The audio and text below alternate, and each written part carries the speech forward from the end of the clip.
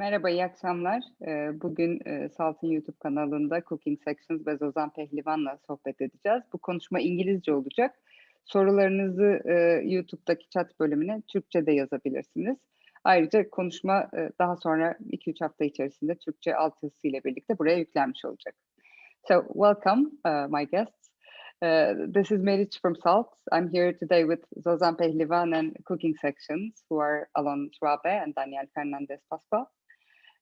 We're meeting in the context of the exhibition, Climate War, Seasons Made to Drift. It's on view at SALT Beyoğlu right now, and it runs until August 22nd. This exhibition studies, exemplifies, samples, and makes new proposals in response to a very critical question of our times: how to eat as humans change the climate.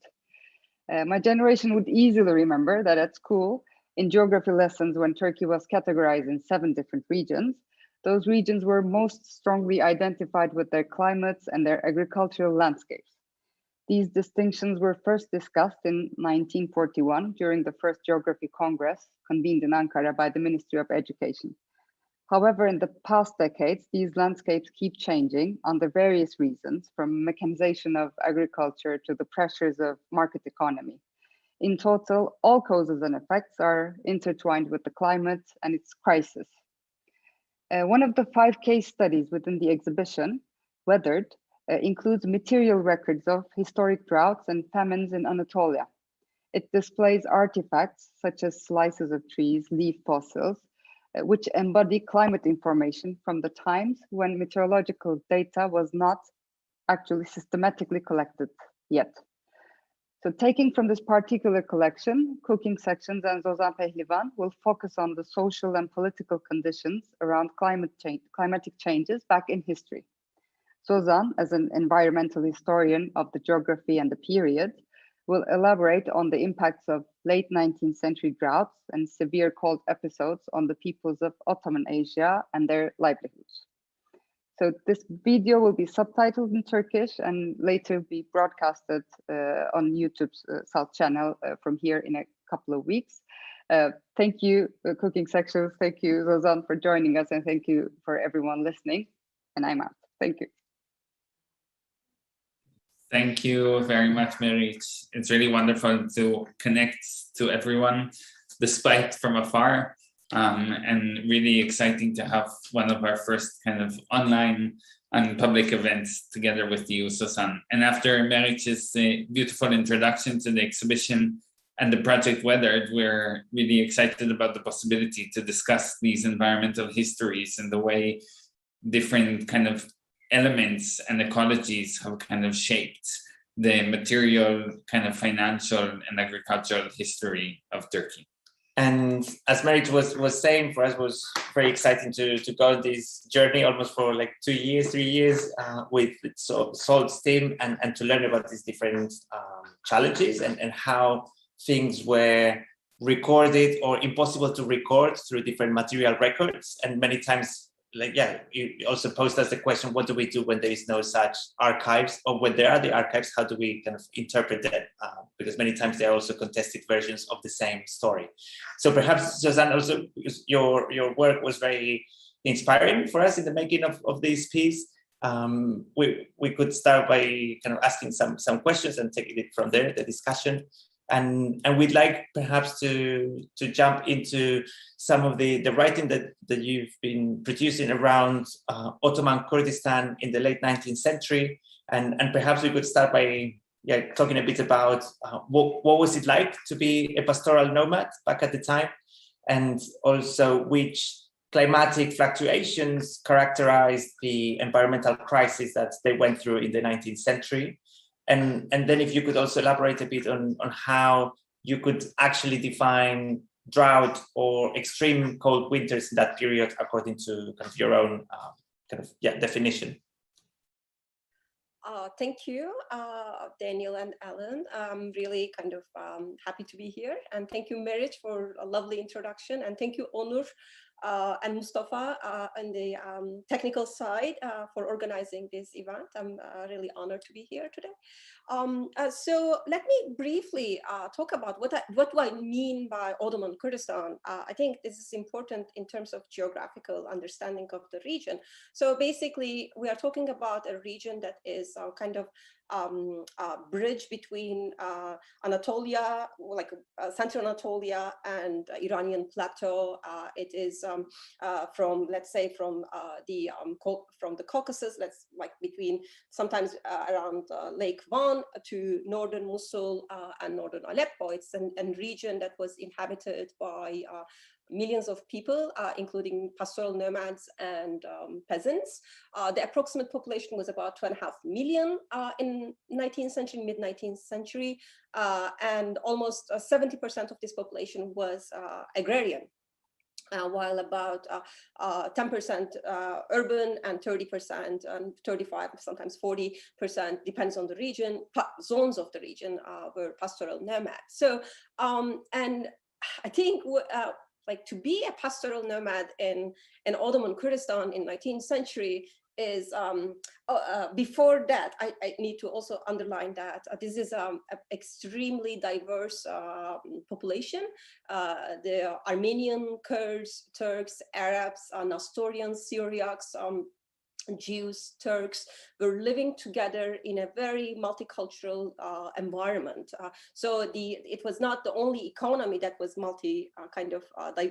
diverse, but also the society itself was extremely diverse in terms of ethnicity, in terms of religion, and in terms of the language. So what was to be like a nomad in Kurdistan? I think the fundamental thing is would be mobility.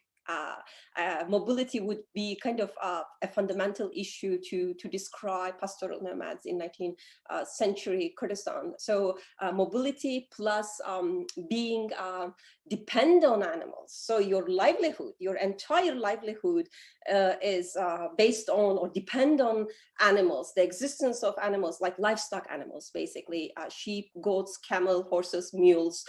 These are the basic kind of livestock animals that herders or pastoralists would own them. So, and they would, the needs of animals determine the dimension of the mobility, which is transhumance, like moving basically between northern pastures and southern plains, or between northern and southern pastures. So in Turkish would be yaylak and kışlak, so constant mobility and based on seasons. So in the summer time they will go up hills, in the northern, in the winter time they will come down further south, lower plains, lower pastures that they can feed their animals. So the precipitation, the level of precipitation and temperature actually determine also the level of migration. So the migration would based on the availability of resources. So the pastoralists would kind of make their calendars, their mobile calendars based on the available resources. So for example,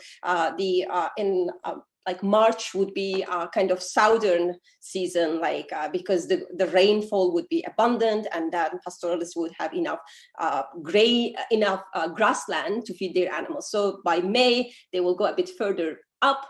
By June and July, they will go further mountains to find enough pasture land, because the snow will slowly melt. So that is kind of the seasonality of their mobility. So in terms of the the precipitation and the temperature, for example, in one area, which is the altitude or elevation is pretty high, the predominant precipitation is snow, while in the southern area in northern Mesopotamia, around Diyarbakir or Jazira, it's mainly rainfall, and the level of snow is pretty low. So it is this kind of differential precipitation percentage, not only in amount but also in kind, also affects this or shapes or influence this pastoralist livelihood. So in what my study found that in my study, I found out that in 19th century Ottoman Kurdistan, there were kind of major climatic crises, 3 major droughts and 1 severe cold. The fundamental, the interval between the first wave of drought and the second wave of drought is about 30 years. And the first one happened in 1844-46. In 1845, as climatologists have shown, and also a couple of weeks ago, Ünal Akkemik was here with his colleague, and they were describing how a series of droughts, how climatologists found out about the series of droughts. So after 1840s, the second and the back-to-back series of crises happened in 1879, 80, and then 80s and 90s. So these were back-to-back crises, and they were kind of tremendous in terms of consequences that we will perhaps discuss. So what do I mean by drought or severe winter? So the drought is basically the existence, the occurrence of temperature that is abnormal, that is outside of, so there are different definitions of droughts, but that is outside of usual circumstances, usual kind of used to conditions. For example, having 40 degrees for months, for a few weeks, or for a few months in July, let's say in April. So these these are continuous. So like one day won't be enough for you to identify that is drought. So it has to, the continuity and the extremity are 2 fundamental issues to explain a weather event, whether it's a drought or whether it's a severe cold, and the same thing for severe winter as well. So it's out of order, let's say, basically out of the usual circumstances. And in terms of severe cold, I will give you an example. When the extreme severe cold happened in 1880, for example, in Mesopotamia, historical accounts, documents talk about like the entire northern Mesopotamia plain was under the snow for 45 days. That is huge. For 45 days being under snow in an area where millions of animals are living, and they are there in their winter pastures. So, and when this happened, 45 days like severe snow and storms and winds, that this will affected this entire region that we will kind of discuss.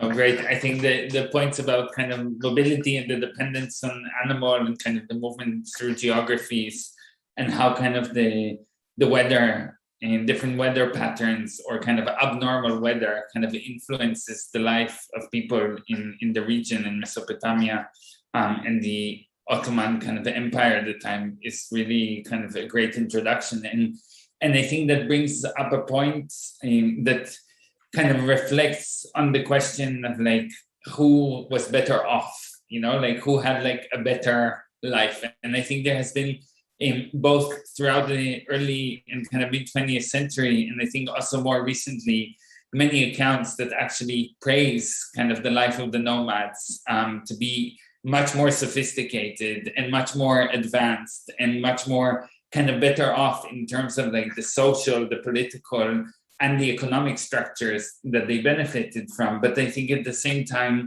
you kind of argue in some of your work that it's actually the peasants that were kind of doing much better kind of when it came to resisting these environmental challenges. And I think that brings up a really interesting question that is kind of very relevant also to even though we're talking about a period that is kind of seems to be, very far away from us, I think this question resonates a lot with kind of this current moment where we are kind of actually facing perhaps a crisis that is similar or maybe much, much worse, right? We still don't know what the future beholds for us. So in that sense, like, how do you see kind of the tension between who had a better life, the peasants and the nomads in relation to this environmental change? And were actually the nomads less resilient to these kind of extreme weather, and how much kind of this kind of question reflected on their people's possibility to adapt to extreme weather? Mm-hmm.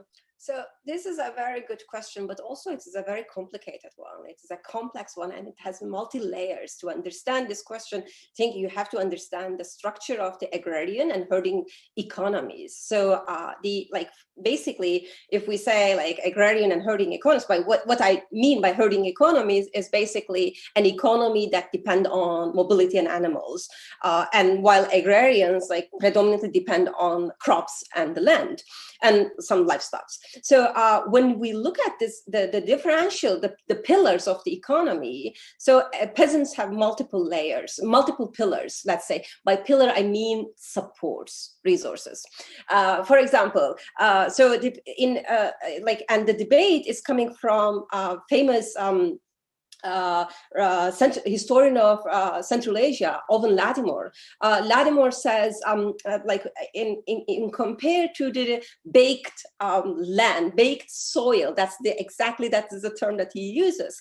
So in compared to baked soils, pastoralists are by baked soils, he refers to the agrarian economy or peasants. Pastoralists are more comfortable, are more resilient in times of environmental crisis, and that goes to the what's called their ability, again, their ability of their being able to move. Their mobility was an advantage in Lattimore understandings. Yes, it is an advantage but it is an advantage under the usual circumstances, or under kind of not usual, but many kind of a bit unusual, but still close to the usual circumstances. So, that is the fundamental difference. So how my work shows this, that and especially studies in contemporary Africa in 1960s and 80s, anthropologists and UN reports and kind of studies that show that, in times of environmental crises, pastoralists are more susceptible to circumstances than much herders, peasants, sorry.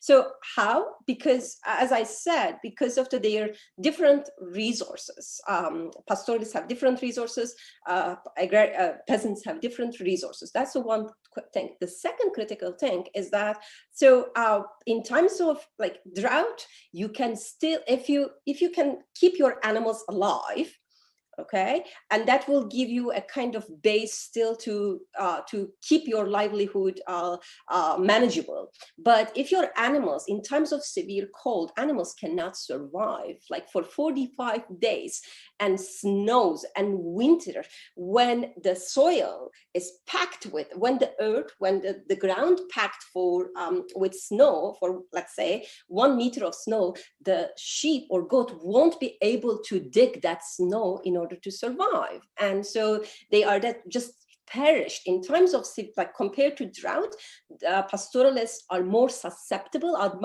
more vulnerable to severe cold, because their ability to feed their animals just diminish. So here again we have the dependency, high dependency level to what's called animals. When the animals perish, you cannot survive. So it gets more kind of difficult for them. So, and that becomes kind of the main point of tension. And as you might have seen in Mongolia currently, recently in last 10 years, that Zood events, the severe extreme cold events, just kill millions of animals in Central Asia. And that is it is a kind of abrupt changes in temperature, and that cause a great loss to among pastoralist animals. So so who has the better life? I guess here we have peasants, but peasants, they have different resources, and more importantly, we will discuss perhaps, is they have the state's back. The state is there for them. So that's the critical actor there. Yeah, that's one of the points we wanted to talk about, because I think it's crucial, this kind of different degrees of vulnerability and dependency that you are mentioning? And then how does the state back at the time react or respond to that crisis? That is kind of first environmental and second social crisis with famine and kind of the death of all these animals.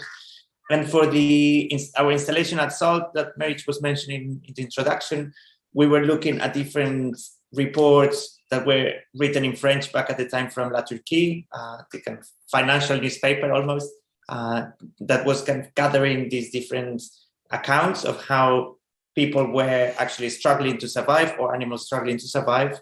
And in a way, for peasants and nomadic pastoralists, they relied on the spoken language also, as you were mentioning before, like be it Kurdish or Turkish or Arabic or Armenian or others. So in a way, there was all this kind of activity happening, but also it was hard to be recorded, or how do we learn about it today? So I don't know if in your work, how have you dealt with the lack of written Kurdish historical documents throughout your research? And if you could also mention perhaps a bit about the different oral sources that you might have used, or perhaps state responses from the Ottoman administration that perhaps were making accounts of what was happening. Or even, I think also in your work, you mentioned the sources of European diplomats or merchants or even travelers that were kind of present in Ottoman Kurdistan back at the time. Okay, so let me start with the question of the sources. I think if you're an environmental historian, you have multiple extremely diverse set of sources. One set would be scientific studies using, for example, climatologists' findings or dendrochronological studies. Also, like studies of vets or animal sciences, because that will help you to understand the immune system of animals and their biology and how they survive. What do they need, for example, in times like in usual circumstances? What do they need? How much water or how much food they need in order to survive? For how long, for example, a camel can survive without water, or for how many days a sheep can survive without food. This type of thing. So like the one is the kind of hardcore science, like including biology, including zoology, including climate science. But for historians, we also have historical accounts, like documents, and these documents are really kind of intense, and it helps you to it gives you a chance to interpret or to kind of trace every little word and the meaning of every little word when you read in the archival documents. So, and when I studied the history of this region, I extensively use Ottoman and British sources. And I did not use oral Kurdish accounts because that requires a kind of a different historical methodology and a different historical approach. So, and I think that is one of the main thing that I couldn't use them because it requires a very kind of delicate historical methodology and approach. But this doesn't mean that Kurdish language doesn't have any kind of, or Kurds did not leave any kind of accounts, any accounts regarding climate or their environment or climatic circumstances. Like I did only one search in Ottoman archive. There is a Kurdish phrase says, it's not that cold as the red snow comes. As red snow falls. So I Googled, Googled nothing. Okay, I went to the Ottoman archive and I searched for red snow, and I couldn't find anything. But in European sources, it's apparently red snow occurred during the Little Ice Age, when the severe winter happened in 1816. So there was a red snow, and that's in the European paintings you have the description of the red snow. But in Ottoman archive, I couldn't find. But there is a Kurdish phrase that says that, oh, it's not that cold as red snow falls. So this type of thing. So I did not use oral accounts, but I extensively use Ottoman and British sources. So, and in terms of the understanding of these sources, the Ottomans and the European sources have different mentality. As historian Ethem Eldem has shown, the European sources have really kind of different understanding, different explanations, because they are kind of aim to understand this region, to understand this region so they can actually sell their goods. To understand this region, actually they can invade, or this type of thing. So it was a kind of exploration for them. That's why we have really rich European sources, especially British archive is full of descriptions, like which grasslands is most fertile, what type of flowers, what type of gallnuts are like the best in which part of the region. This type of descriptions, this type of analysis are very rich in European sources, especially British sources. And what happened with these since Kurdistan was a kind of gate between Indian Ocean world, which was the richest colony of the British Empire, India was there, and before opening of Suez, it was a gate. So, and Kurdistan was important gate, and so they have to know about the region so they can actually might invade in the future.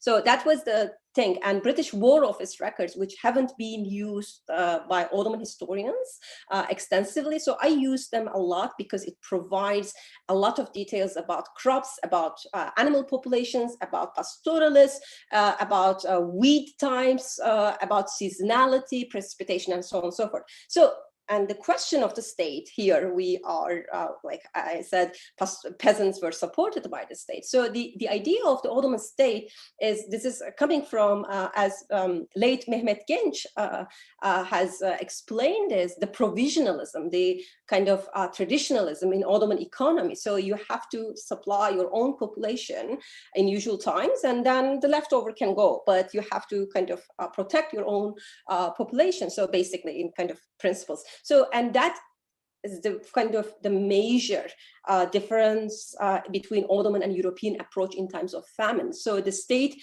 for example, like British Empire, for example, after they consolidate their power in India, they abolished the granaries, the traditional granaries that were keeping South Asians in times of environmental crisis. So, and the Corn Law in 1845 or 46 is kind of reorganization of the entire global grain trade was one of the main things. So the rate of the death toll is very low, is low compared to India at the same time, because the Ottoman policies kind of like the provisionalism of Ottoman economic mentality was an important. So what did Ottomans did, for example, they would keep their granaries for times of starvation. They kind of supply cities, especially the administrative and commercial centers like Diyarbakir, like Erzurum, like Van. They were prohibit exportation of any grain or animals, sometimes even dates, figs, any type of food, even like straw. They prohibited exportation of these goods. They would lift tariffs on customs, so they can, like the merchants can actually import grain, so they can supply the population. But this is, or would kind of supply the soup kitchens, like in city centers. But this doesn't mean the Ottomans were perfect and the British were evil. As Özge Ertem fantastically has shown, the bread riots were very common in different parts of empire, especially in Diyarbakir, as Özge Ertem has shown, is that we have a massive rebellion in times of a bread riot in the city in times of the crisis in 1880. Yeah. Yes, no, I think it's a really, really great point, and you're kind of demonstrating how two things are happening at the same time. I think on the one hand, we have kind of the shift from kind of, or the world becoming more and more globalized, like through empire and like different empires that like operate at the time, and kind of the trade, the massive trade in grain and agricultural produce and the infrastructure that it required. And then at the same time, we also see kind of the manifestation of famine and how it takes place, right? And how it kind of was engineered, and how kind of certain like populations were sacrificed or kind of protected at different periods by different kind of political regimes and different governments. And I think in our installation, one of the things we are also looking at is exactly kind of these patterns of migration and displacement that kind of manifest because of like different patterns of growing, like the production of grain and kind of the herding of animals in kind of relationship to the infrastructure that exists then. And as you touched, right, like the Suez Canal kind of completely diverts the trade from the Tigris and Euphrates basin kind of towards the Red Sea, really enhancing kind of the maritime trade that was already taking place, but kind of that opened up the Mediterranean and shortened kind of the way to Europe. And I think kind of it's interesting to understand in this kind of context of globalization that is happening in the 19th century, how did the Suez Canal actually worsens people's livelihood in Ottoman kind of Kurdistan? That it's a region, as you put it, and here it's a quote from your work, was relatively stable and had coexistence that later descended into the violence of late 19th century, late 19 and late 19th and early 20th century. So are there any kind of parallel equivalents that you can draw on that are kind of related to more like recent infrastructures and more kind of these big building projects that have been taking place in the region in recent years? Okay. So this is, it's a big question, and it has really, again, multi-layers and different sides of the story. For global trade, the opening of Suez Canal or establishment of railways is a gift. It is a gift that actually speed up the process of the flow of goods from South Asia or from East Asia to the Mediterranean world, or from Mediterranean world, or from Western Europe. The finished goods would go to and find big markets for British manufacturing goods. So let me start with this, the understanding of infrastructure and how this infrastructure, the story of infrastructure in like the railways, let's say. So in terms of the railway, so it is was called the railway came to the region very late. Unlike the Western Anatolia, for example, Kurdistan experienced railway in much later period.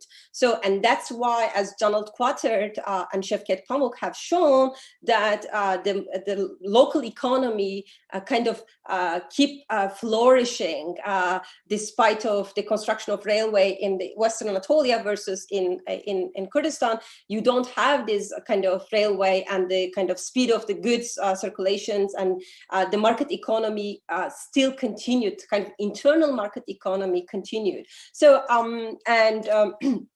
in terms of the railway, if you look at, for example, Western Anatolia, you have different experiences and how this infrastructure actually affected agrarian and herding societies in terms of dispossession, in terms of kind of migration, in terms of kind of cultivation of cash crops.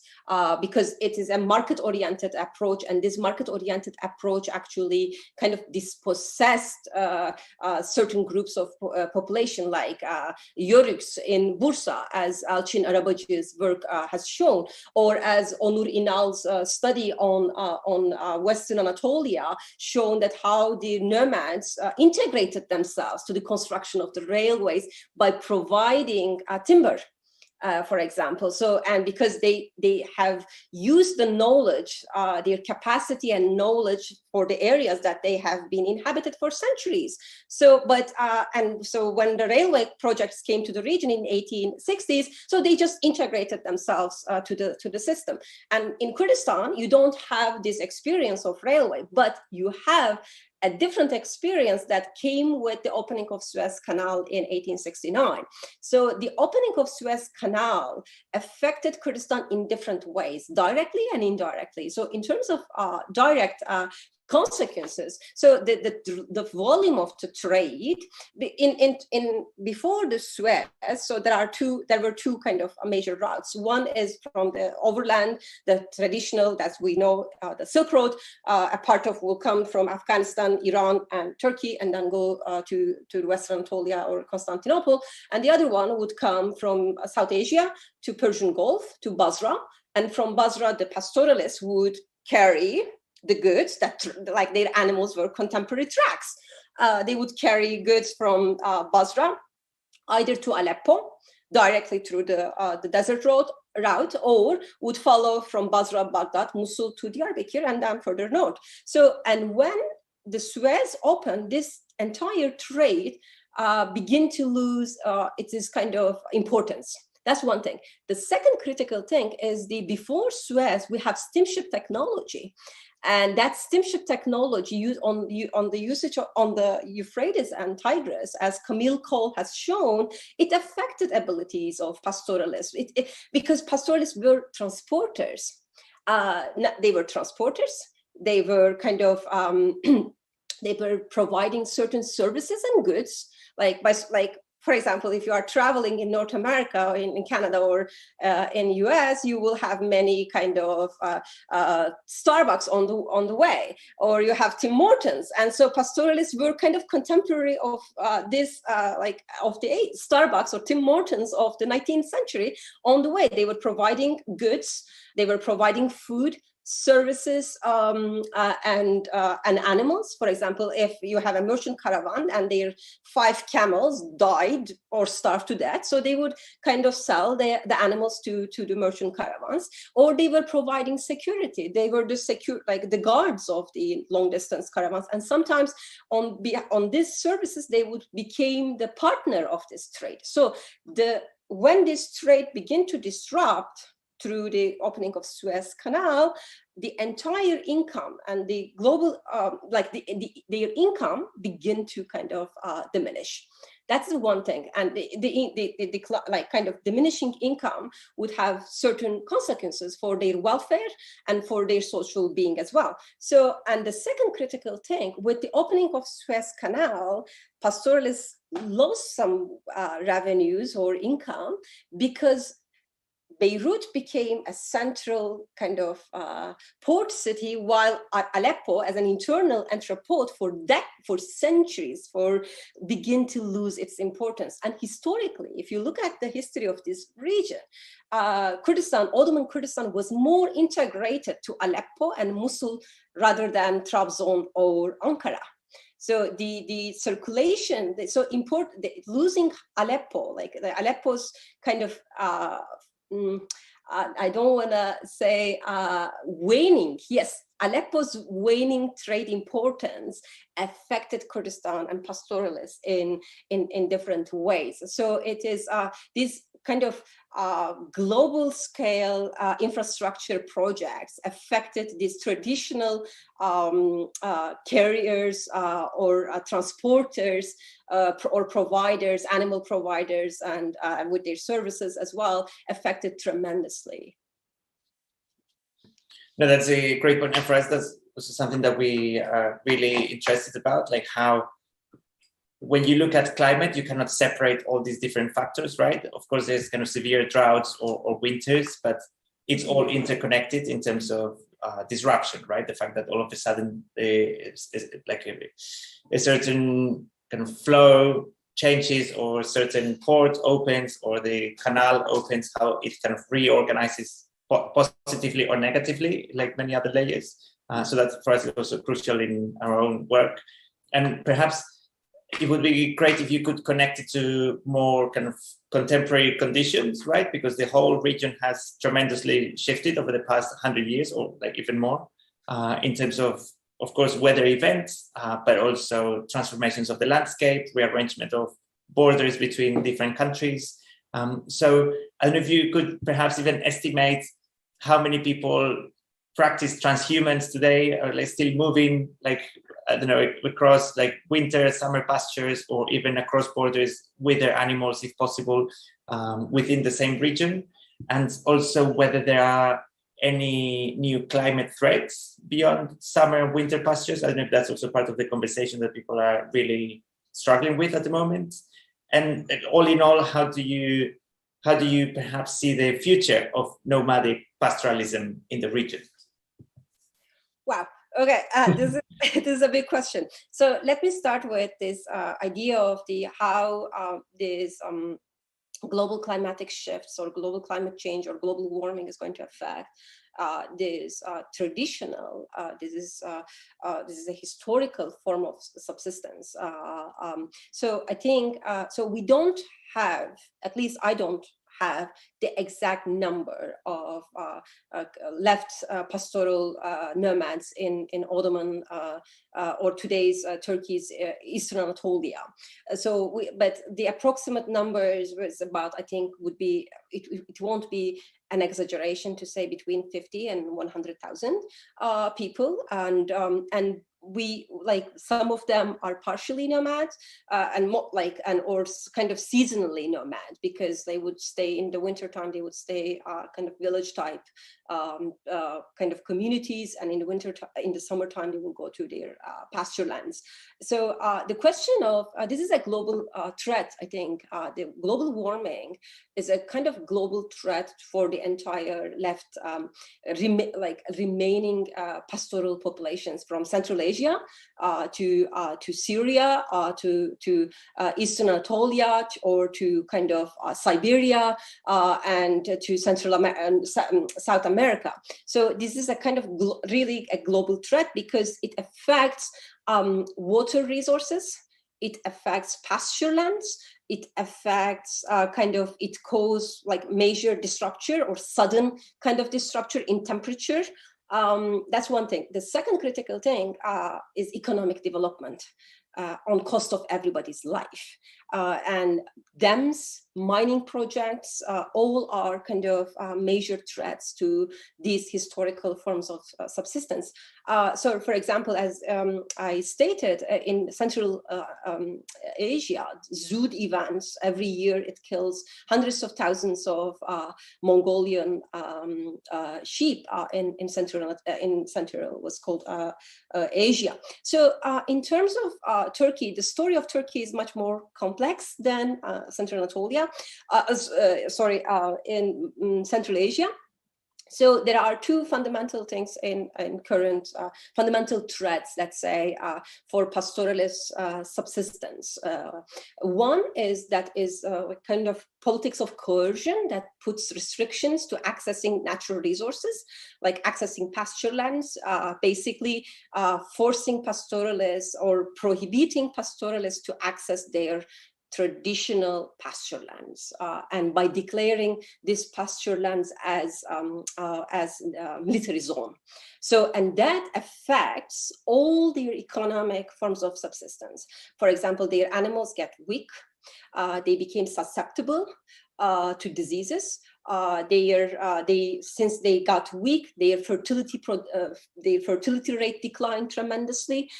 They are not the products that they are taking or getting from these animals, like dairy products or meat or wool, diminished tremendously, because all are depend on the accessing available pasture lands.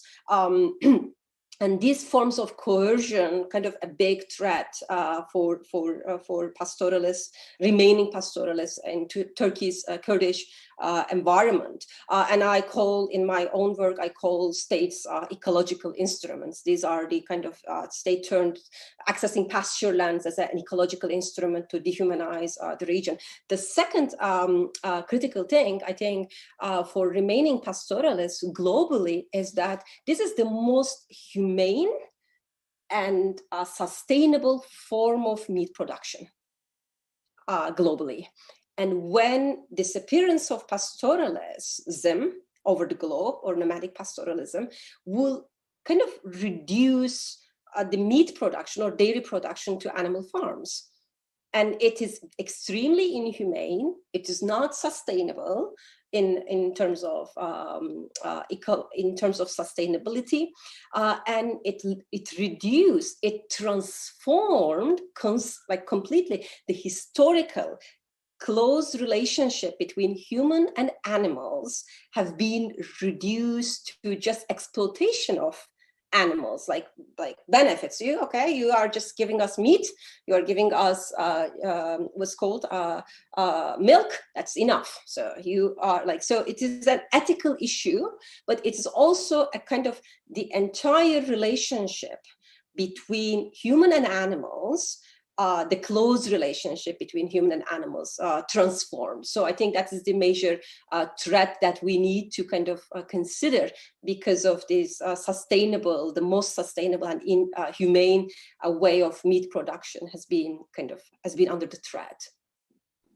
Yeah, I think this is a really incredible point that is, I think, extremely relevant, that today that we're thinking about food production and kind of the climate emergency and how much kind of it's our duty and to bring back kind of to reconnect kind of food practices to the land of and food production to the land, and how kind of we have to reconnect as the consumers of food to kind of the ways of growing, and how we have to reestablish a lot of these linkages that have been completely kind of been eroded, through all of these kind of ecological kind of tools and instruments that states and kind of corporations that have been kind of practicing or kind of enabling. And I think this is something that is so much, you touch upon something that is so much at the core of the work kind of that we developed also for the exhibition. And yeah, maybe this is also a good moment to open up for some questions from the audience as well, and also to mention that you're working on a new book, that a lot of this work is going to kind of be, I think, featured in the next book. So maybe you can also tell us about kind of the book project and what are kind of the plans to advance the research. Oh, the book project it's been such a long time, and I have been working on the project since 2016, and it's almost there. It's going to take a bit more time, but what in my work, what I analyze and what I do work is the implications, how what type of climatic anomalies occurred in 19th century, how did they affect agrarian and herding societies, and the ways in which their kind of communal relationships have been affected by these crises. So kind of social tension, kind of confrontations, survival strategies. And the last question that I'm asking, where is the Ottoman state? Where should we locate and the Ottoman state in this entire politics, in this entire environmental crisis? So let me kind of finalize the point with the role of the central state in terms of environmental stress. So we are living, and this event itself is the product of a global pandemic. We are having this global pandemic because of the central state, Chinese central state kind of limited accessing certain informations, and the spread of, or kind of underline, suppress the or kind of hide the occurrence of the existence of such pandemic and such disease, and it became kind of turned into a global pandemic. So the question is, and the way that state as a central figure, the state's capacity, the state's institutional capacity, and its involvement in this, and you see how important the state is, because states' measures in times of environmental crisis is really determine the direction of the crisis. If you implement certain policies, for example, you build let's say vaccination stations almost everywhere, or you can distribute the vaccines to every part of your country, or employing or supporting scientific studies to work on vaccines and so on and so forth. So state's central role is really critical in understanding entire story. So what my work is kind of, I am trying to understand is this crisis happened. It affects agrarian and herding societies in multiple ways, in different ways. And the last question, where is the state? How did state involve into this process? What kind of response, what type of responses the Ottoman state developed in order to involve into this politics? Did state support peasants against pastoralists? The state supports all peasants equally? Or the state just like turned a certain group of population as an instrument into an instrument in order to implement its own kind of larger agenda or political agenda? So these are all kind of big questions that I'm raising, and like, yeah, the book will kind of be a response to kind of these questions. Very good. That is really exciting, and yeah, it was great also to hear some of these, almost kind of the evolution of some of these ideas, right? That even if we are like maybe 150 years after some of these famines, still we have the same questions that are not resolved in terms of all these interconnections with the infrastructure, pastoralists, relationship to the land and the landscape, and kind of almost, yeah, global powers. Yeah, and how important it is also to preserve and kind of sustain and promote these ways of life, and how crucial, I think, especially in this kind of moment of kind of ecological crisis, like that without kind of reconnecting to them, I think the chances, technology is not going to necessarily save us, but like I think there's a lot to learn from kind of all of these practices and the ways people have been kind of using and moving through the lands over like centuries. Mm-hmm. Yeah. So yeah, I think we'll take this opportunity to thank you for this evening, and it was really, really great to speak, and hopefully we'll have a chance to do it in person very soon. Yeah. Very good. Thank you so much, Zozan. And yeah, let's continue the conversation. Okay, thank you. Thank you.